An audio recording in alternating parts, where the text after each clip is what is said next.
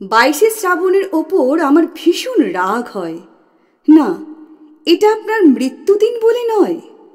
মৃত্যুর উচ্চতা যদি হয় 6 ফুট 2, আপনার উচ্চতা 7'3". আপনি মৃত্যুর চেয়ে বড়। আজ ভোরের শিউলি ফুলের মতো আপনি নবীন, নবীন কিশোরের ফুসফুসের মতো আপনি তাজা, দিন বদলের স্বপ্নের মতো জ্যান্ত। মন খারাপের সঙ্গে লড়াই করতে করতে আজও মধ্য 40, আজিয়ে প্রভাতে রবির কর আবৃত্তি করতে করতে মনে করে সে তরুণ। রাস্তা থেকে পুলিশের ভ্যানে উঠতে উঠতে আকাশে জ্বলন্ত মশালের মতো তার উদ্ধত মুষ্টি নিক্ষেপ করে যুবকটি বলে, বীরের রক্তস্রোত, মাতার অশ্রুধারা, ধরার ধুলায় হবে না হারা। আজও ধর্মান্ধ জনতার মাঝে দাঁড়িয়ে একজন মানব পুত্র, একজন ইমাম কিংবা পুরোহিত তীব্র ব্যথায় ঠিকই বলেন, এ পান পাত্র নিদারুণ বিষে ভরা, দূরে ফেলে দাও, দূরে ফেলে দাও তরা।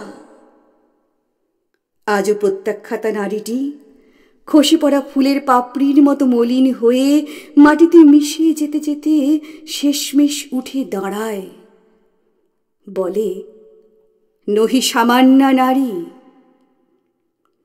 তার অঙ্গে অঙ্গে জেগে ওঠে জুঁই ফুলের সৌরভ।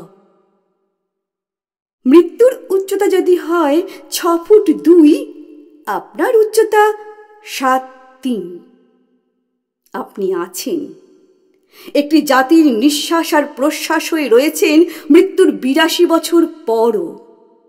পৃথিবী থাকলে 1000 বছর পরেও থাকবেন।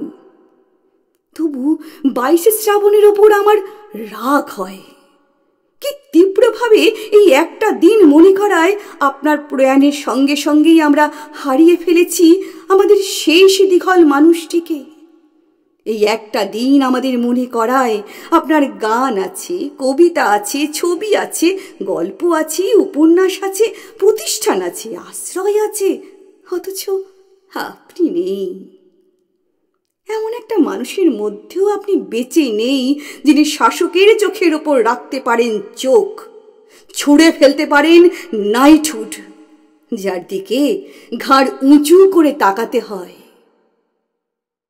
মৃত্যুর উচ্চতা যদি হয় 6 ফুট 2, আপনার উচ্চতা 7'3". আপনি মৃত্যুর চেয়ে বড়।